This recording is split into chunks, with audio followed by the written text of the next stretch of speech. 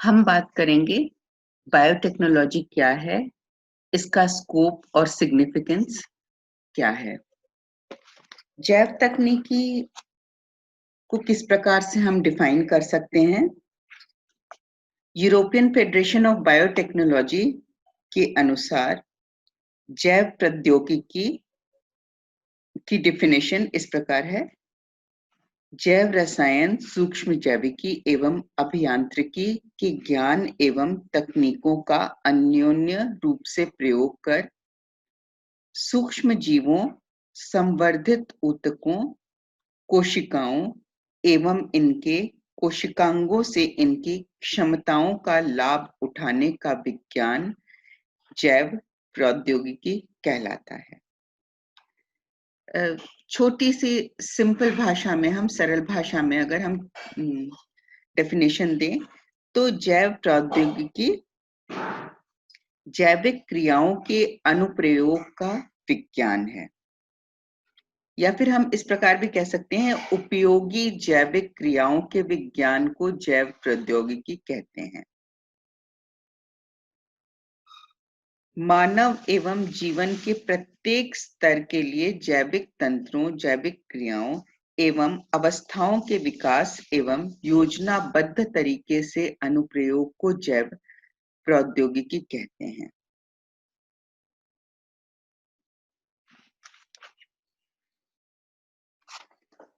British बायोटेक्नोलॉजिस्ट्स के अनुसार biotechnology is the application of biological organisms, system or processes to manufacture and service industries. US National Science Foundation के अनुसार biotechnology is the controlled use of biological agents such as microorganisms or cellular components for beneficial use.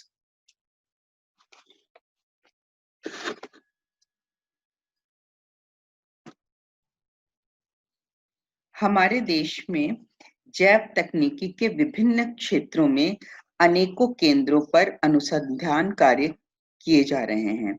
इनमें से कुछ केंद्र निम्न हैं। भारतीय प्रतिरक्षा संस्थान नई दिल्ली, भारतीय कृषि अनुसंधान संस्थान नई दिल्ली, भारतीय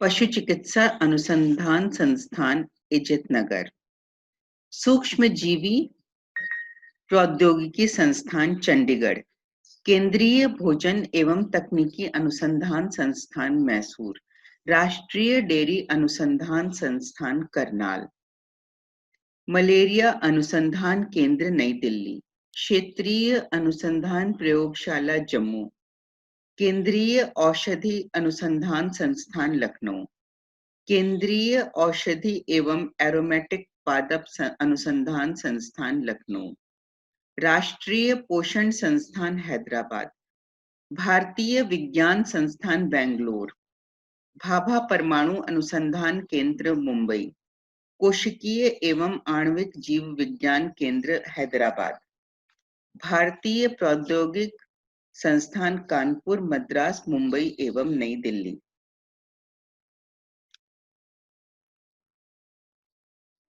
इन केंद्रों के अतिरिक्त अनेक विश्वविद्यालयों एवं प्रयोगशालाओं में भी इस दिशा में अनुसंधान कार्य किए जा रहे हैं। भारत मुख्य रूप से जैव प्रौद्योगिकी के निम्न कार्यकारी क्षेत्रों में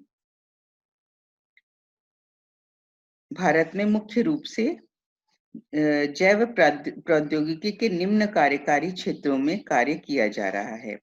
सूक्ष्म जीव एवं औद्योगिक जैव प्रौद्योगिकी, जैव रसायन एवं जैव प्रौद्योगिकी, विधि रसायन एवं जैव प्रौद्योगिकी, पशु चिकित्सा विज्ञान एवं जैव प्रौद्योगिकी, चिकित्सा एवं जैव प्रौद्योगिकी, पादप आणविक जैविकी एवं कृषि जैव प्रौद्योगिकी, सागरीय एवं जल कृषि जैव प्रौद्योगिकी, वन एवं पर्यावरण सुधार जैव प्रौद्योगिकी का व्यापक प्रयोग, जैव प्रौद्योगिकी की अन्योन्य प्रणालियां।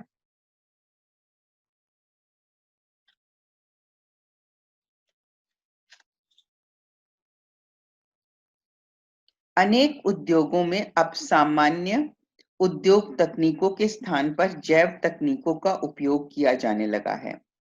इनमें प्लास्टिक उद्योग, वस्त्र उद्योग, कृत्रिम गंध वर्णक उद्योग, ऑटोमोबाइल उद्योग, जैव धातुकी एवं ऊर्जा उत्पादन के क्षेत्र प्रमुख हैं। जैव तकनीकों के उपयोग का दूसरा समूह कृषि उत्पादों की वृद्धि, पादप प्राणियों की प्रजातियों के सुधरे रूप, खाद्य उद्योग, औषध उद्योग, पर्यावरण प्रदूषण को दूर करना, तो इन सारे क्षेत्रों में जैव प्रौद्योगिकी को काम में लिया जा रहा है।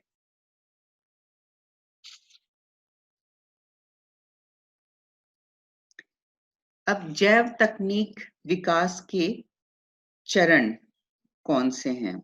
1928 में फ्लेमिंग द्वारा पेनिसिलिन प्रतिजैविक औषधि का उत्पादन किया गया। 1944 में एक अन्य प्रतिजैविक स्ट्रेप्टोमाइसिन की खोज हुई।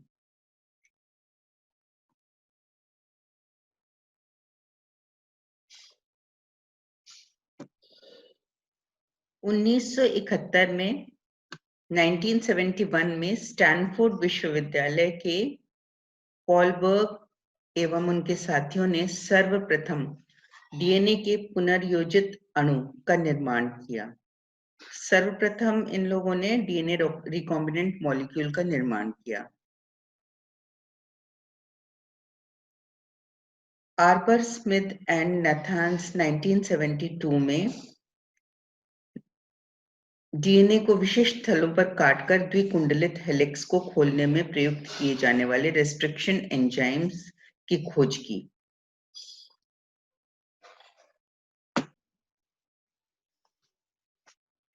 गिलबर्ट मैक्सम एवं सैंगर ने 1976 में डीएनए के द्रुत विश्लेषण की विधियों की खोज की।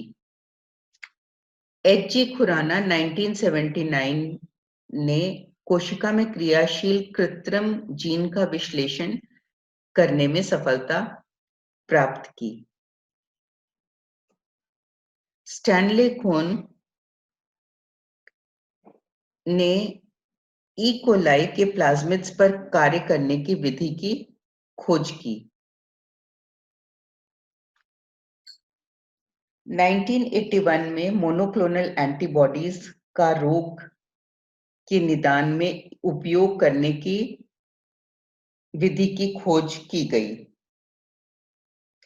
84-85 में इंटरफेरॉन का उपयोग कर रोगों के उपचार की विधि खोजी गई।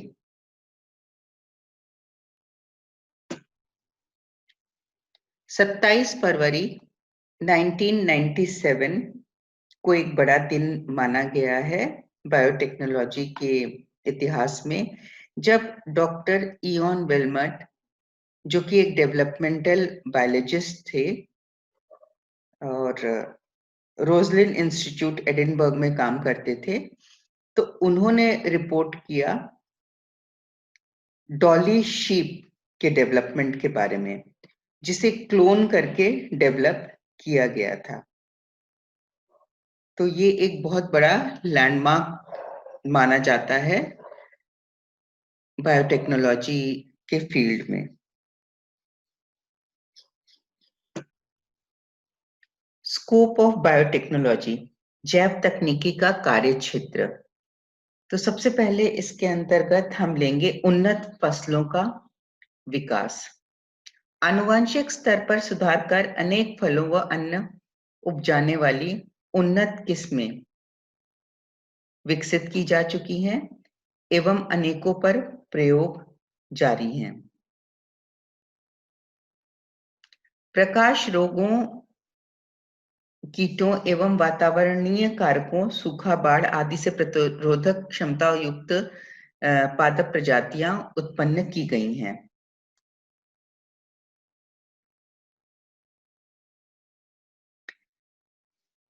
कम क्षेत्रफल से अधिक मात्रा में अन्न या फल प्राप्त कर सकते हैं जैव तकनीकी की सहायता से, ताकि अधिक से अधिक जनसंख्या को पोषण युक्त भोजन मिल सके। बायोटेक्नोलॉजी की सहायता से अनुपजाऊ या बंजर भूमि को भी सुधार कर उसके अनुरूप ही नई किस्में विकसित की जा सकती हैं। कायिक रूप से प्रजनन करने वाले फलों, केला, आलू, गन्ना आदि में प्रोटोप्लास्ट संवर्धन व ऊतक संवर्धन द्वारा कम समय में अधिक पौधे तैयार किए जा सकते हैं और किए जा रहे हैं। अनेकों लुप्त होती पादप जातियों, जड़ी बूटियों पर जैव विविधता को संरक्षित किए जाने हेतु भी कार्यक्षेत्र खुला हुआ है। दूसरा है खाद्यान्नों की गुणवत्ता में विकास, development of improved food. Protoplast संलयन द्वारा नए प्रकार के फल सब्जियां द्वारा एवं खाद्यान्न पदार्थ प्राप्त किए गए हैं एवं अनेकों पर शोध कार्य जारी है, जिससे इनके स्वाद, गंध, स्वरूप एवं पोषण गुणों में सुधार आने की संभावना है। तीसरा पॉइंट है एनवायरमेंट प्रोटेक्शन या पर्यावरण संरक्षण। जैव प्रौद्योगिकी की सहायता से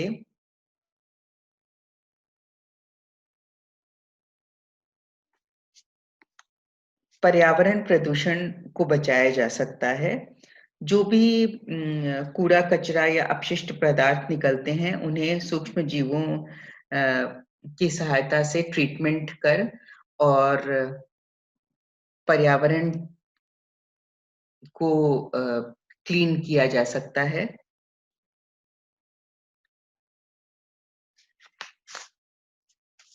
ये काम ऑलरेडी चल रहा है और जो भी सीवरेज ट्रीटमेंट प्लांट्स हैं, वहां पर सूक्ष्म जीवों को प्रयोग में लाया जाता है सीवरेज ट्रीटमेंट के लिए।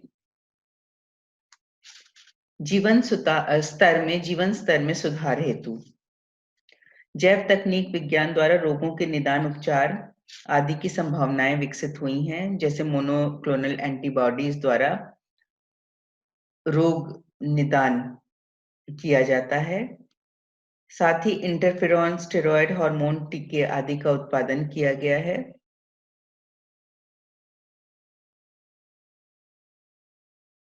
प्रतिरोपण हेतु देह के अंग जैसे किडनी, लिवर, नेत्र, हृदय आदि अन्य प्राणियों के विकसित किए जाने की संभावनाएं भी व्यक्त की जा रही हैं।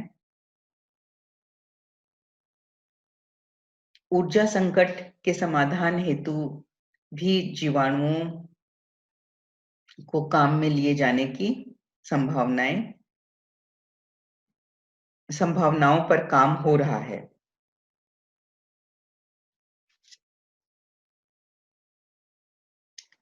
डेयरी उत्पादों के क्षेत्र में बायोटेक्नोलॉजी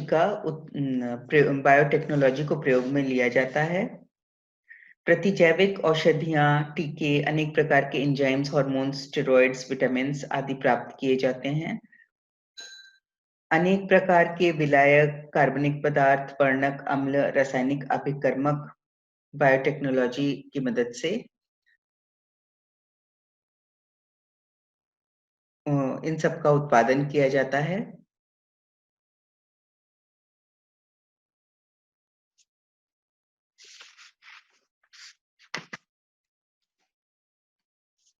अनेक जैव तकनीकी क्षेत्र में क्रियाशील उद्योग निम्नलिखित क्षेत्रों में क्रियाशील हैं: स्वचालित जैव स्क्रीनिंग, सूक्ष्म जीवों को औषध क्षेत्रों में आनुवंशिक उन्नयन, विशिष्ट औद्योगिक उपयोगों हेतु सूक्ष्म जीवों की अभियांत्रिकी, विटामिन B12 का औद्योगिक स्तर पर उन्नत एवं उत्पादन, ग्लूकोज से कम खर्च में फ्रक्टोज का उत्पादन, उद्योगों में कोशिका से अचल एंजाइम्स का रासायनिक विधि से उत्पादन,